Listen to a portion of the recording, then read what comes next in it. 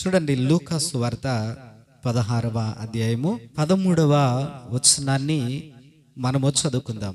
ఏ సేవకుడును ఇద్దరు యజమానులను సేవింపలేడు.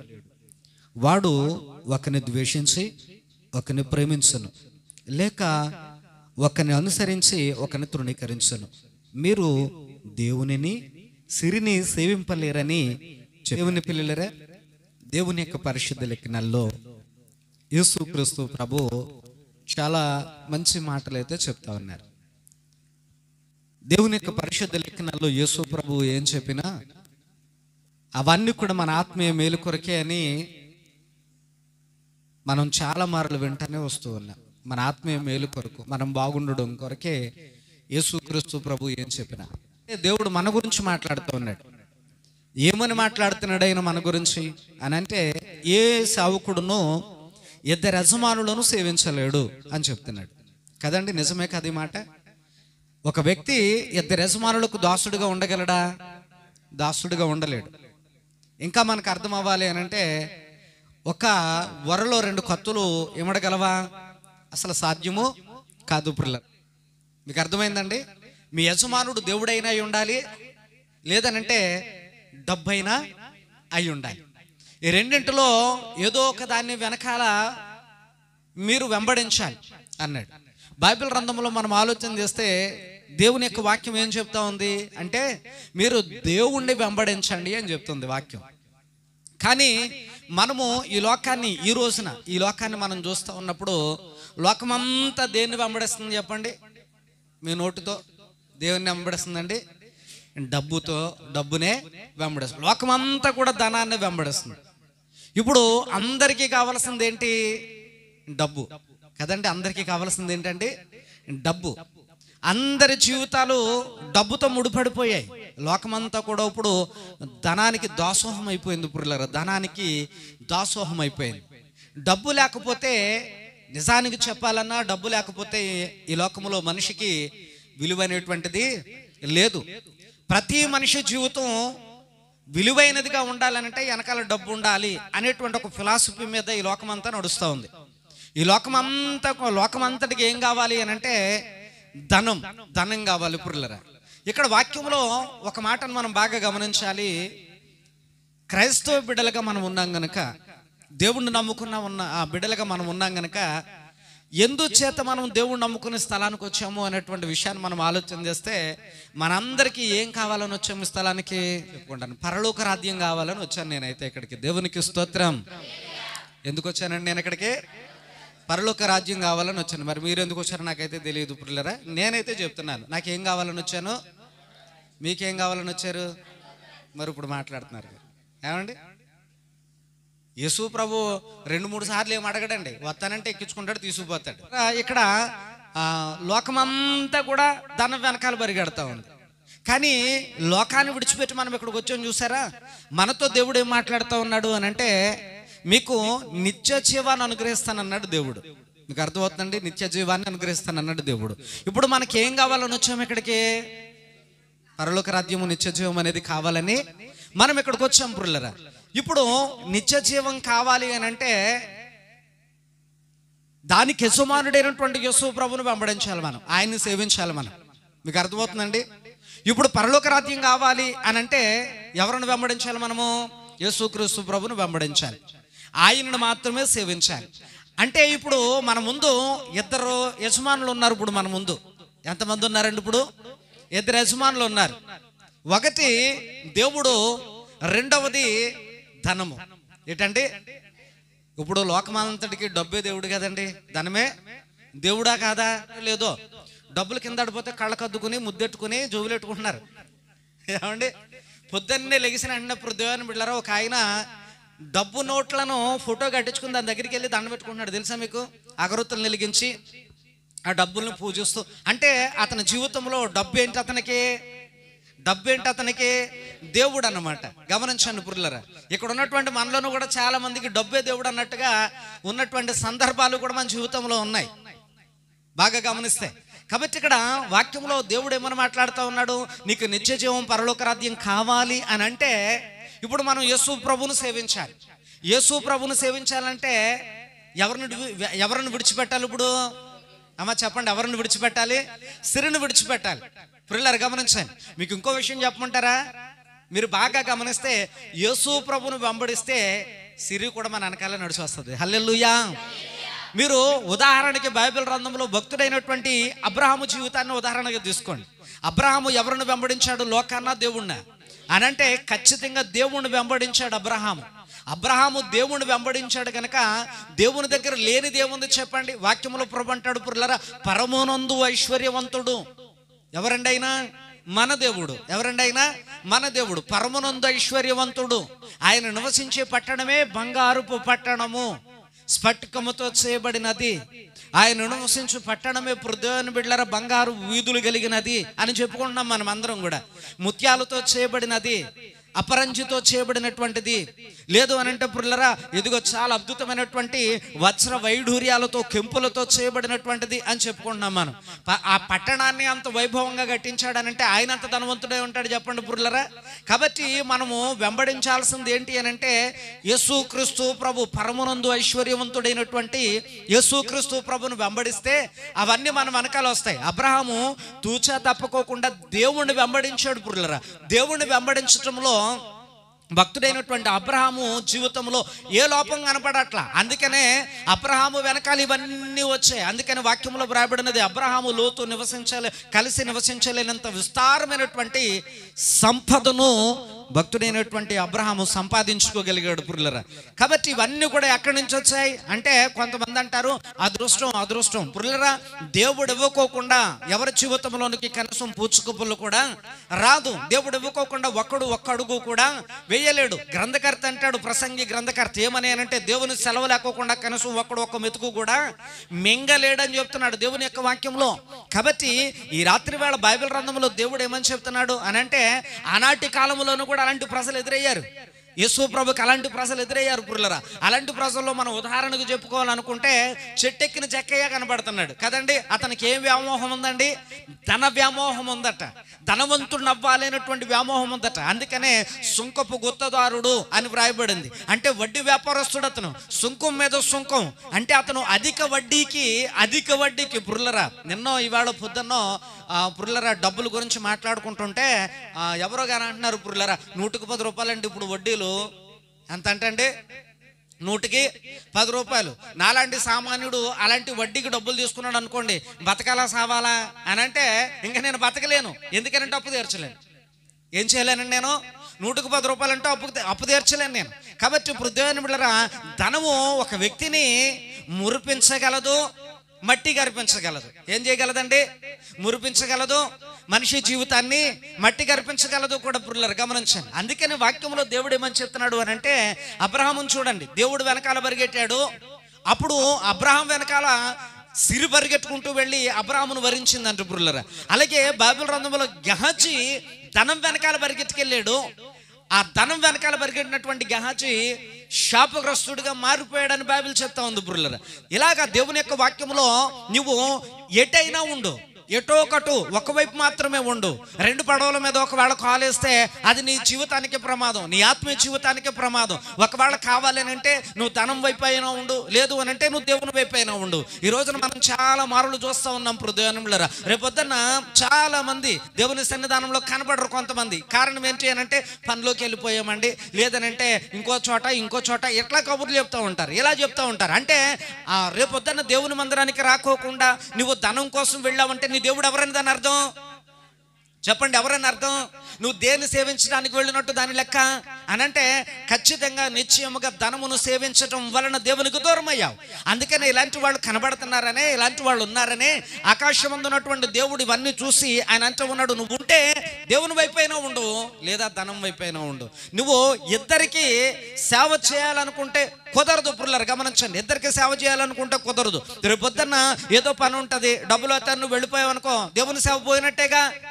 నువ్వు దేవుడిని యజమానుడిగా అంగీకరించలేదు కదా. అందుకని వాక్యంలో దేవుడు సూటిగా తేటగా చాలా స్పష్టంగా చెప్తున్నాడు, నువ్వు ఉంటే దేవుని వైపైనా ఉండు, లేదు అని అంటే డబ్బు వైపైనా ఉండు. నీ యజమానుడు దేవుడా ధనమా? ఇప్పుడు నువ్వు పరిశీలన చేసుకోవాలి పురులరా. దేవునితో ఉంటే ఎలా ఉంటుంది? ఒకవేళ ధనం వెనకాల పరిగెడితే ఎట్లా ఉంటుంది అని 2 వాక్యాలు 3 వాక్యాలు మనం చదువుకుందాం. చూడండి దేవుని బిడ్డలారా, డబ్బు నాశిస్తే మనిషి జీవితం ఏమైపోతుందో వాక్యంలో దేవుడు చాలా స్పష్టంగా చెప్పాడు. చూడండి వాక్యంలో మనం చదువుకుందాం. దేవుని యొక్క పరిశుద్ధ లేఖనాలలో చూడండి, సామెతల గ్రంథము 27వ అధ్యాయము 24వ వచనాన్ని ఒకసారి చదువుకుందాం ప్రియులారా. అక్కడ ధనం గురించి మాట్లాడుతున్నాడు దేవుడు. ఏమండి చూడండి, సామెతల గ్రంథం 27వ అధ్యాయం 24వ వచనం ఏమని వ్రాయబడిందండి అక్కడ? ధనము చాలండి. ఉందా బైబిల్ గ్రంథంలో? అమ్మా బైబిల్ గ్రంథంలో ఉందా? ముక్కుళ్ళమ్మ గారు ఉందండి బైబిల్లో? ఏమనుందండి బైబిల్లో? ధనము శాశ్వతము కాదు. ఈ మాట రాసిన ఎవరండి? గొప్ప ధనవంతుడు, మామూలు ధనవంతుడు కదండి ఈయన, చాలా గొప్ప ధనవంతుడు. ఏమండి బైబిల్ గ్రంథంలో మనము చదివితే ఆయన తరములో ఆయనంత ధనవంతుడు ఇంకెవరు లేరు. పురులరా గమనించండి, ఆయనంత ధనవంతుడు ఇంకెవరు లేరు. సొలొమోను మహారాజు దేవుణ్ణి అడగలా నాకు ధనం కావాలని, దేవుణ్ణి అడగలా. ఎప్పుడు మోకరించి ప్రార్థన చేసి ప్రభు నాకు డబ్బు కావాలి, ఆస్తి కావాలి, రాజ్యాధికారం కావాలి, ఇవన్నీ నాకు కావాలి ప్రభు అని ఎప్పుడు అడగలా పురులరా. కానీ ఏమని అడుగుతున్నాడు అని అంటే, ప్రభువా ఈ మంచి చెడ్డలు వివేచించి ప్రజలకు న్యాయం తీర్చగలిగిన జ్ఞానం కావాలి నాకు అని అడిగితే, దేవుణ్ణి ఏదైతే అడిగాడో ఆ జ్ఞానంతో పాటట సిరి సంపదలన్నీ కూడా భక్తుడైనటువంటి ఈ సొలొమోను వశం చేశాడట దేవుడు. దేవునికి స్తోత్రం. ఇప్పుడు చెప్పండి ప్రియులారా, ధనము, సిరి సంపదలు, ఐశ్వర్యములు, ఘనతలు ఇవన్నీ కూడా ఎవరి దగ్గర ఉన్నాయి? ఆయన కాదని లోకంలో ఉండేటువంటి ధనం దగ్గర పరిగెడితే వాక్యంలో దేవుడు చెప్తున్నాడు ప్రియులారా, ధనము శాశ్వతము కాదు. ధనము శాశ్వతము కాదు ప్రియులారా. ఈ రోజున ధనం అనేటువంటిది టక్క టక్క టక్క చేతులు మారిపోతుంది తెలుసా అండి? టక్క టక్క టక్క చేతులు మారిపోతా ఉంది. నువ్వు ఇల్లు కదిలి బయటికి వెళ్ళావు అంటే జేబు ఖాళీ, ఇల్లు కదిలి బయటికి వెళ్తే జేబు ఖాళీ. పురులరు గమనించండి, అంటే నీ జేబులో ఉండేటువంటి నోట్లన్నీ కూడా చాలా వేగంగా మారిపోతా ఉన్నాయి, ఖాళీ అయిపోతా ఉన్నాయి, చేతులు మారిపోతా ఉన్నాయి. ఏమండి ధనము లోకంలో పరుగులు పెడతా ఉంది, మనుషుల దగ్గర పరుగులు పెడతా ఉంది మనుషుల దగ్గర. పురులరు గమనించండి. కాబట్టి వాక్యంలో దేవుడు చెప్తున్నాడు ధనము శాశ్వతం కాదు, కానీ వాక్యంలో ప్రభు అంటాడు దేవుడు శాశ్వతం. దేవునికి స్తోత్రం. గట్టిగా చెప్దాం హల్లెలూయా.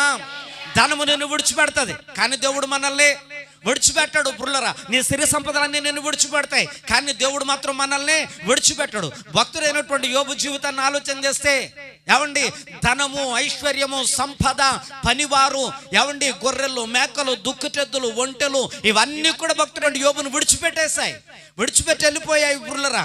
కానీ దేవుడు యోబును విడిచిపెట్ల. దేవునికి స్తోత్రం. గట్టిగా చెప్దాం హల్లెలూయా. ఇప్పుడు మనం ఆలోచన చేస్తే, ఇప్పుడు శాశ్వతమైనటువంటి డబ్బా దేవుడా? చెప్పండి, ధనమా దేవుడా అని అంటే దేవుడే శాశ్వతం, దేవుడే శాశ్వతం.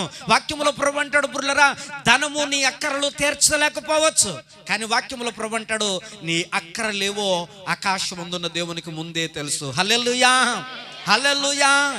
బాగా గమనించండి పురులరా, డబ్బులుండి కూడా మన అక్కరలు తీరక, డబ్బులుండి కూడా ప్రాణాలను నిలుబెట్టుకోలేక, సిరి సంపదలు అక్కరికి రాక ఎంతమంది పురులరా వికట జీవులుగా మట్టిలో కలిసిపోయినటువంటి సందర్భాలు ఉన్నాయి. నిన్న మొన్నటి వరకు చెప్పుకుంటా ఉన్నాం, ఇప్పుడు వరకు కూడా అది హాట్ న్యూస్ అయిపోతా ఉంది. ఏమండి అమెరికా దేశంలో కాలిఫోర్నియా రాష్ట్రంలో లాస్ ఏంజెల్ అనేటువంటి మహా గొప్ప నగరం, అక్కడ ఉన్నటువంటి వాళ్ళందరూ కూడా కొన్ని వేల కోట్లు కలిగినటువంటి వాళ్ళే. ఎవరి బ్యాంక్ బ్యాలెన్స్ చూసినా వేల కోట్లే, ఎవరి యొక్క అకౌంట్ చూసినా వేల కోట్లే, ఎవరి యొక్క మేడలు మిద్దులు చూసినా కొన్ని వందల కోట్లే, ఎవరి కారులు చూసినా కోట్ల రూపాయల కారులే పురులరా, లక్షల్లో కాదండి, కోట్ల రూపాయల కారులే. అలాంటివన్నీ కూడా కాలి బూడిదిగా మారిపోయాయి. అవన్నీ వాళ్ళకి అక్కడికి చెప్పండి, వాళ్ళకి అక్కడికి రాలేదు. కాబట్టి శాశ్వతం కాదు, ధనము అనేటువంటిది శాశ్వతం కాదు. కాబట్టి శాశ్వతుడైనటువంటి దేవుని వెంబడించమని వాక్యంలో ప్రభు చెప్తున్నాడు. బైబిల్ గ్రంథంలో ఆయన అంటాడు పురులరా, నీ అక్కరలేవో ఆయనకు తెలుసు, నీ అవసరాలేవో ఆయనకు తెలుసు, అడగక ముందే తెలుసట ఆయనకి. కాబట్టి మన అవసరాలు తీరాలనంటే ఆయన మనకు ఉండాలి పురులరా. గమనించండి, డబ్బు మూట ఎదురుగుండా పెట్టుకుని ప్రాణాంతకమైనటువంటి వ్యాధితో బాధపడుతున్నటువంటి హిజ్కియా ఆ డబ్బును బట్టి బతకగలిగాడా? దేవుణ్ణి బట్టి బతకగలిగాడా? దేవుణ్ణి బట్టే. డబ్బు బతికించలేదు, అక్కడికి రాలేదు, కానీ దేవుడు అక్కడికి వస్తాడు. నువ్వు నమ్మి బాప్తిసం తీసుకుని ప్రార్థన చేస్తూ దేవుని దగ్గర నువ్వు నమ్మకంగా నీతికి యథార్థంగా దేవుని వెంబడిస్తున్నావు చూసావా, ఈ భక్తి నేను కాపాడుతుంది. డబ్బు కాపాడాలి అని పరిస్థితి వచ్చినప్పుడు ఈ భక్తి నేను కాపాడుతుంది పురులరా. దేవునికి స్తోత్రం. గట్టిగా చెప్దాం హల్లెలూయా. కాబట్టి దేవుని యొక్క వాక్యంలో దేవుడు చాలా స్పష్టంగా చెప్తున్నాడు, ధనము శాశ్వతము కాదు. ఎవరి దగ్గర డబ్బులు ఉండవు, ఎవరి దగ్గర ఈ ధనం అనేటువంటిది శాశ్వతంగా ఒక్కరి దగ్గరే నిలిచి ఉండిపోదు. వాక్యంలో ప్రభు చెప్తున్నాడు పిల్లరా. కాబట్టి ధనము వలన మనిషికి నష్టం ఉంది, కానీ దేవుని వలన మనిషికి నష్టము, అమ్మా చెప్పండి, దేవుని వలన మనిషికి నష్టము లేదు. ఖచ్చితంగా వాక్యంలో ప్రభు అంటాడు, డబ్బు నిన్ను విడిచిపెట్టద్ది, కానీ దేవుడు అంటాడు, నేను నిన్ను విడువను. చెప్పండి, నేను నిన్ను విడువను, ఎడబాయని అంటాడు పిల్లరా. బాగా గమనించండి, డబ్బు అంటది అలాగా. అమ్మ చెప్పండి, డబ్బు అంటది అలాగా అనదు. ఎందుకనంటే నువ్వు ఒక్కసారి కనుక అలా విడిచిపెట్టావా అది నీది కదే, అలా విడిచిపెట్టావా అది నీది కాదు. పుర్లారు గమనించండి, చేజారి కింద పడితే అది నీది కాదు. పొరపాటునని చేజారిందంటే అది నీది కాదు. ఖచ్చితంగా పుర్లారు గమనించండి. అందుకని వాక్యంలో దేవుడు చెప్తున్నాడు, ధనము శాశ్వతం కాదు, దేవుడు శాశ్వతం. ధనము నీతో ఉండదు, నిన్ను విడిచిపెట్టేస్తుంది, కానీ ప్రభు అంటాడు, నేను నిన్ను విడువను, ఎడబాయను. బాగా గమనించండి, ఈ రోజున డబ్బే దేవుడు అనుకునే వాళ్ళకి దేవుడు చెప్తున్నటువంటి మాట, ధనము వెనకాల నువ్వు బరిగెడితే ధనం నీ దగ్గర ఉండకోకుండా పోతుంది. అదే దేవుడు వెనకాల నువ్వు వెంబడించి ఆయన చేరుకోగలిగితే ఈ సిరి సంపదలు నీ వెనకాల పడతాయని వాక్యములో ప్రభు అంటున్నాడు. నీ అక్కర్లు తీరతాయని ప్రభు వాక్యములో దేవుడు చెప్తున్నాడు. చూడండి, మరొక వాక్యాన్ని కూడా మనం చదువుకుంటే వాక్యములో ఏమంటాడు తెలుసా పురులరా? చూడండి, సామెతల గ్రంథం 15వ అధ్యాయంలో, సామెతల గ్రంథం 15వ అధ్యాయంలో 16వ వాక్యాన్ని కూడా ఒకసారి మనం చదువుకుందాం. నెమ్మది లేకుండా విస్తారమైనటువంటి ధనం ఉన్నవాడికి ఏముండదట? అమ్మా చెప్పండి, ఏముందటండి? నెమ్మది లేదట. విస్తారమైనటువంటి ధనం ఉన్నవాడికి ఏముండదు? నెమ్మది లేదు. వాడికి నెమ్మది లేదు. వాడు కడుపు నిండా తింటాకుండదు. కళ్ళ ముందు అన్నీ ఉంటాయి, కానీ కడుపు నిండా తినడానికి ఉండదు. కళ్ళ ముందు అన్నీ ఉంటాయి పుల్లరా, కడుపు నిండా తిని అనుభవించే ఆ శక్తి దేవుడు వాడికి ఎవడు ఉంటాయి, కానీ అన్నీ ఉంటాయి, కానీ పుల్లరు గమనించాయి. విచిత్రం ఏంటంటే, అన్నీ ఉన్నవాడికి ఆకలి ఉండదు, ఏమీ లేని వాడికి ఆకలి ఎక్కువ. ఏమీ లేని వాడికి ఆకలి ఎక్కువ పురులరా. గమనించారు, ఏ విధంగా ఆలోచన చేసినా నేనైతే అనుకుంటాను పురులరా, ప్రభా నాకు లోటు లేదు, అలాగని చెప్పేసి ధనము లేదు, పూటకి ఇంత ఆహారం పెట్టి నన్ను నా కుటుంబాన్ని పోషిస్తున్నావు చాలు ప్రభు అని చాలా సంతోషిస్తాను హృదయాన్ని బిడ్డలారా. ధనం ఉంటే దాన్ని అనుభవించే శక్తి మనకు ఉండదండి. వాక్యములు అందుకనే దేవుడు చాలా చక్కగా చెప్తున్నాడు. ఇక్కడ వాక్యములు ఏమని రాయబడిందనంటే, ధనం ఉన్నవాడికి నెమ్మది ఉండదట. అమ్మ ఏముండదు? ధనం ఉన్నవాడికి నెమ్మది ఉండదంటే పురులారు గమనించండి. అనుకుంటే లక్షలు ఉన్నవాడికి ఇంకా నెమ్మది ఉందంటారా? గేట్ కాడో సెక్యూరిటీ ఉంటాడు, పెద్ద గేట్లు, ఇనప గేట్లు ఉంటాయి పురులరా. ఇంటి చుట్టూరు సీసీ కెమెరాలు ఉంటాయి. వాడి బెడ్రూమ్ చూస్తే ఏసీ ఉంటుంది, పరుపు చూస్తే మెత్తగా ఉంటుంది. మీకు అర్థమవుతుందండి పురులారా? బాగా ఉండదండి. వాడి మనసంతా ఎక్కడ ఉంటుంది? లాకర్ల కాడ ఉంటుంది. కానీ దేవుని యొక్క వాక్యం చెప్తా ఉంది ఇప్పుడు దేవుని బిడ్డలారా, నిజమండి, నిజం. ఏంటనంటే వాడి జీవితానికి ఏముండదటండి? నెమ్మది ఉండదు. మన ఇంట్లో చాలా దోమలు ఉంటాయి, ఇంట్లో దోమలు ఉండవు, కానీ నిద్రట్టదు అడికి. మన ఇంట్లో దోమలు కుట్టేస్తూ ఉంటాయి, గురకెట్టి నిద్రపోతున్నాయి. ఏమంటే గురకెట్టి నిద్రపోతామని బిడ్డలారా, వాక్యంలో దేవుడైతే చాలా స్పష్టంగా చెప్తా ఉన్నాడు. బైబిల్ గ్రంథంలో ఏంటంటే, అత్యధికమైనటువంటి డబ్బు మనిషికి నెమ్మది లేకుండా చేస్తుందట. అత్యధికమైనటువంటి ధనము కలిగినటువంటి వాడు పిల్లరా నెమ్మదిగా ఉండలేడట, సుఖంగా ఉండలేడట, సంతోషంగా ఉండలేడట. మీరు ఎప్పుడైనా గమనించారో లేదో, ఒకవేళ మీకు ఏమన్నా ఆస్తుపాస్తులు ఉన్నాయనుకోండి, తదనంతరం అని రాయకండి. తదనంతరం అని రాశారనుకోండి, నీ తదనంతరం ఎప్పుడైపోద్దని చూస్తారు చాలా మంది. అలా ఉన్నారండి, అలాగున్నారు ఇప్పుడు దేవుని బిడ్డలారా. వీడు చచ్చిపోతేనే నాకు వస్తుంది, మరి వీడు ఎప్పుడు సత్తాడో అన్నవాళ్ళు కూడా నాకు చాలా మంది తెలుసు. ఆరోగ్యంగా ఉన్న తదనంతరం అనుకుంటే బేగా తింగులిపోతే బాగుండి ఇదంతా నా చేతికి వచ్చేద్ది అనుకునే వాళ్ళు చాలా మంది ఉన్నారు పుల్లరా. బాగా గమనించండి, సిరంత ప్రమాదం, ధనమంత ప్రమాదం. మనిషి జీవితానికి నెమ్మది లేకోకుండా, అంతేకాదండి మనిషి స్థాయిని ఏ స్థాయికైనా దిగజార్చేస్తుందటండి, ఏ స్థాయికైనా మనిషిని దిగజార్చేస్తుందట పుల్లరు గమనించండి. అందుకనే వాక్యంలో దేవుడు అన్నాడు, నాయనా ధనము సమస్త కీడులకు మూలం. యాకోబు పత్రికలు అంటాడు, సమస్త కీడులకు ధనం ఏంటండి? మూలమైపోద్దట. కీడులన్నిటికీ మూలమైపోద్దట ధనం ఉంటే నీ ఆలోచనలు మారిపోతాయి, నీ నడవడిక మారిపోద్ది, నీ పద్ధతి మారిపోద్ది, నీ యొక్క మైండ్ సెట్ మొత్తం టోటల్గా మారిపోతుంది పుల్లరు గమనించండి. ధనం ఉంటే అంత ప్రమాదం.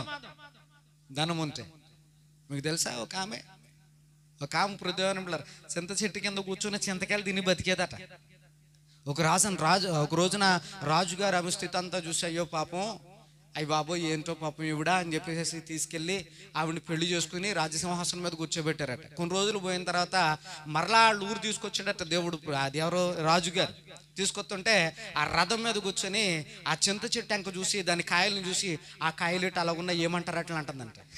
చూసారు పుల్లరా? ఏంటంటే ఆవిడ జీవితం ఆ చింతకాయలు తినే బతికింది, ఆ చెట్టు కిందే బతికింది. మరి ఇప్పుడు సిరి అనేటువంటిది, సంపద అనేటువంటిది, భోగం అనేటువంటిది వచ్చేటప్పటికి ఆమె బుద్ధి ఎలా మారిపోయిందండి?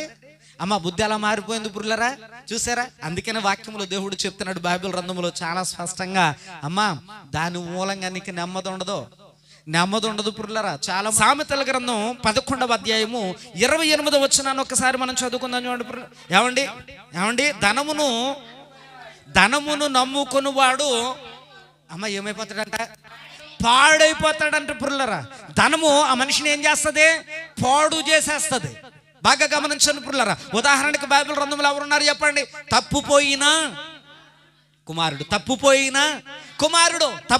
కుమారుడు నాన్న కావాలా, ధనము కావాలా అంటే ఏం కోరుకున్నాడు చెప్పండి?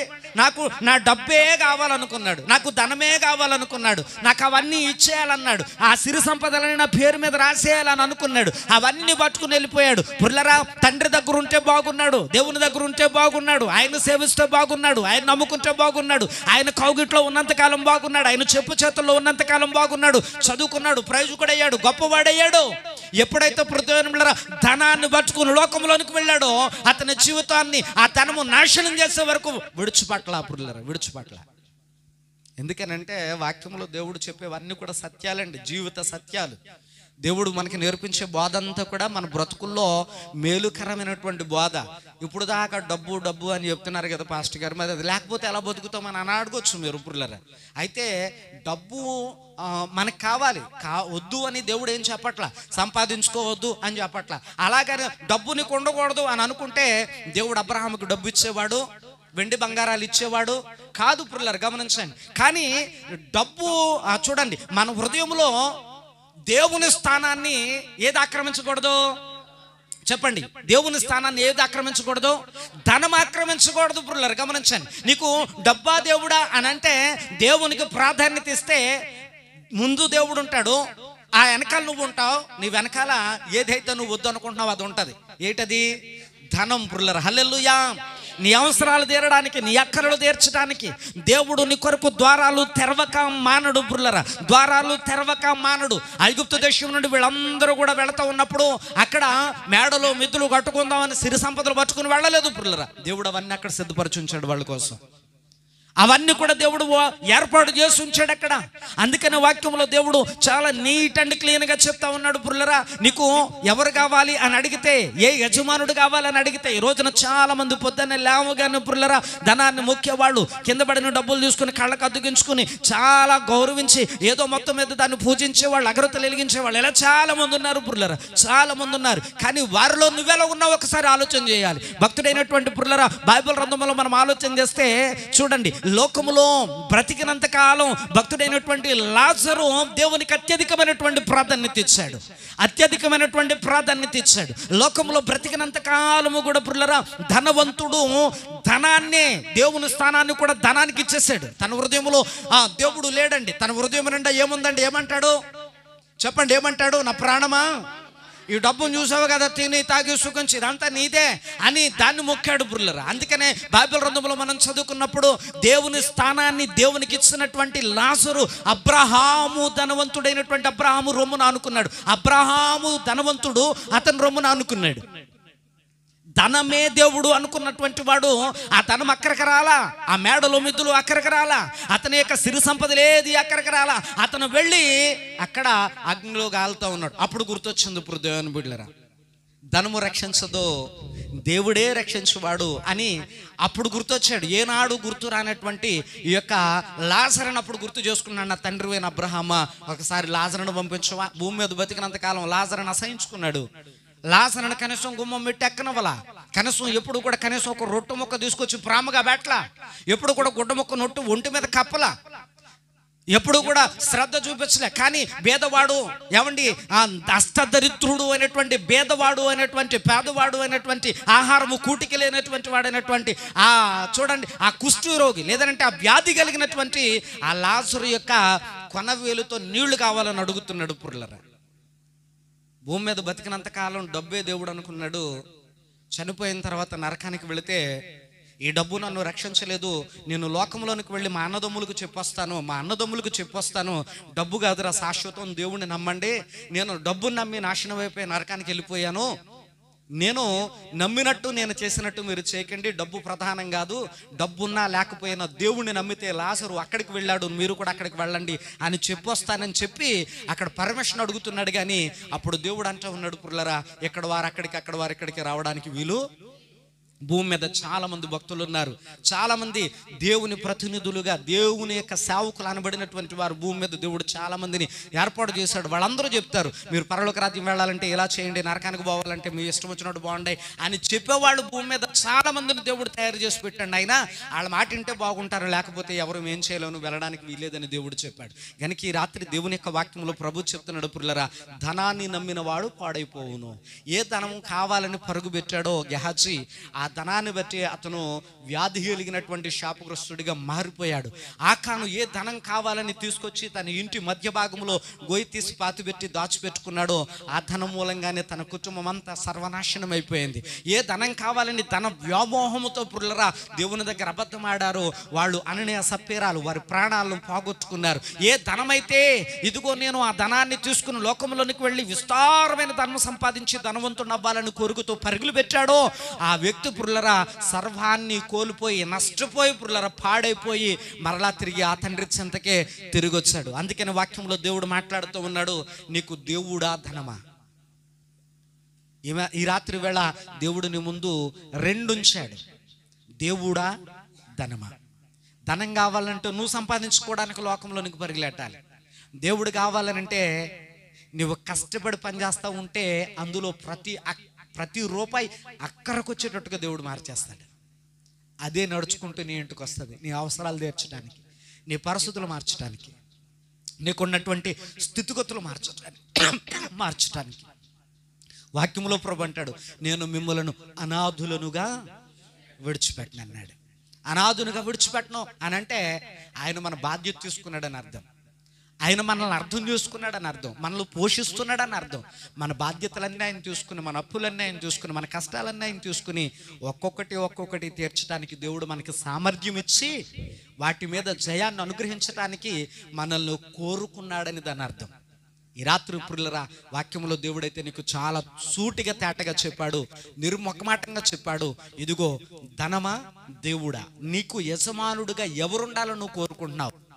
దేవుడు అనుకుంటే ఆయన ఎక్కడనో అక్కడనో కూడా నీ బాగోగులు చూసుకుంటాడు, పరలోక రాజ్యపు వైభవాన్ని నీ సొంతం చేస్తాడు ఆయన. ఒకవేళ ధనమే కావాలి అని అనుకుంటే ధనవంతుడు చూడు పుర్లరా లోకములో ధనం వెనకాల పరిగెట్టి సుఖించి ఆఖరికి నరకానికి పోయాడు. వాక్యములో దేవుడు చెప్తా ఉన్నాడు, పుర్లరా గెహాజీ ధనం వెనకాల పరిగెట్టి శాపగ్రస్తుడిగా మారిపోయాడు. ఆకాను ధనాన్ని సంపాదించి ఇదిగో తీసుకొచ్చి శాపగ్రస్తమైన దాన్ని ఇంటిలో పెట్టుకుని తన కుటుంబంతో నాశనం అయిపోయాడు.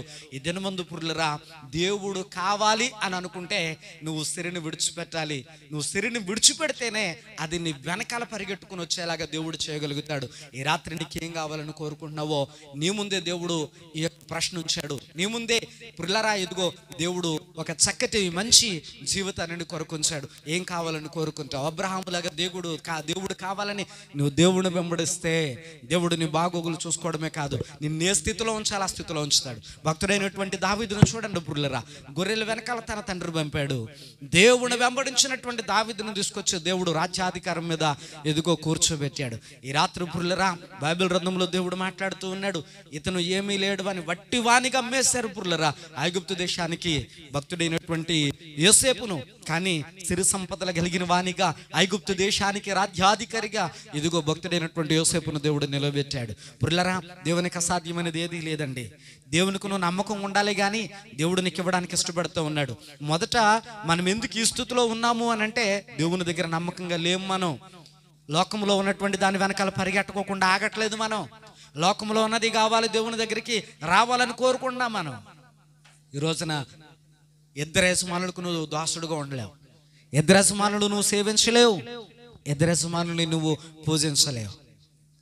ఈ రాత్రికాల సమయంలో దేవుడిని ముందుంచినటువంటి ఎదుగో ఆ మాటను ఒక్కసారి ఆలోచించే, దేవుడిని ముందుంచినటువంటి ఆ మార్గాన్ని ఒక్కసారి ఆలోచించే, వాక్యములో ప్రభు నీతో మాట్లాడుతున్నటువంటి మాటను ఒక్కసారి ఆలోచించే. దేవుడు నీతో ఏం చెప్తున్నాడో, ధనం ఎంత ప్రమాదమో, దేవుడు ఎంత సురక్షితమో వాక్యములో ప్రభు అంటాడు, నువ్వు దేవుడిని నమ్మగలిగితే, నువ్వు యేసయ్యను నమ్మగలిగితే ఆయన నీతో ఉంటాడు. ధనమైతే నిన్ను విడిచిపెట్టేది, ధనమైతే నిన్ను విడిచిపెట్టేస్తుంది. ఈ రాత్రి పిల్లరా, వాక్యము నీలో ఉంటే విన్న వాక్యాన్ని బట్టి ప్రార్థించే, ప్రభువా నీవు నా వెంట ఉంటే ఈ లోకములో ఉన్నవన్నీ నాకు ఉంటాయి ప్రభువా. అయ్యా నువ్వు లేకపోతే నాకు ఈ లోకములు ఎన్నో ఉన్నది శూన్యమే, ఈ లోకములో ఎన్నో ఉన్నా నువ్వు లేని జీవితం సున్నా. బాబు ఇదిగో నువ్వు కలిగి ఉంటే నాకు అన్నీ ఉన్నట్టే. నా అక్కరలు తీరుస్తావు, నా అవసరాలు తీరుస్తావు, నా ఆపదలు తీరుస్తావు, నా బాధలు తొలగిస్తావు, నన్ను అర్థం చేసుకుంటావు, నీ కృప కలిగిన హస్తం నాకు తోడుగా ఉంచుతావు, మేలు చేస్తావు బాబు, మేలు చేస్తావు. కృప కావాలి, నీ కృప, నీ దీవెన కావాలి. అయ్యా నువ్వు నాకు తోడు ఉంటే చాలు, అయ్యా నీ మాట నాకు ఉంటే చాలు, నీ సహాయం కావాలని ప్రార్థన చేద్దాం. మౌనంగా ఉంటావా, ప్రార్థిస్తావా? యేసయ్యా నువ్వే కావాలని చెప్పగలవా? ఈ రాత్రి నేను నోరు తెరచు. అయ్యా నీవు నా వెంటుంటే మిగతావన్నీ నా వెంటుంటాయి. అయ్యా అబ్రహామును వట్టిగా ఏమి విడిచిపెట్టలా. అబ్రహామును నువ్వు పిలిచిన నాడు ఏమీ లేనివాడు కావచ్చు, అబ్రహాము నిన్ను వెంబడించిన తర్వాత అయ్యా గొప్పవాడయ్యాడు. అయ్యా ఇదిగో భక్తుడైనటువంటి నాయన యోబు చెడుతనమును విసర్జించి మిమ్మల్ని వెంబడించటం వలన గొప్పవాడయ్యాడు. అయ్యా ఇదిగో భక్తుడైనటువంటి దావీదు నిన్ను వెంబడించటం వలన గొప్పవాడయ్యాడు. అయ్యా యోసేపు నిన్ను వెంబడించటం వలన గొప్పవాడయ్యాడు. అయ్యా కొర్నేలి నిన్ను వెంబడించటం వలన గొప్పవాడయ్యాడు. అయ్యా మా శక్తి చేత కాదు, మా బలము చేత కాదు, అయ్యా మా కృషి చేత కాదు, మా గొప్పతనము చేత కాదు, అయ్యా కేవలము నీ కృప వలనే, నీ కృప వలనే. నీ కృప మాకుంటే అన్నీ ఉంటాయి బాబు, అన్నీ ఉంటాయి. నీ కృప మాకుంటే ఈ రాత్రి నీ కృప కావాలి అయ్యా, నీ కృప కావాలి. ప్రార్థన చేసే ప్రభుని అడుగుదాం పిల్లరా.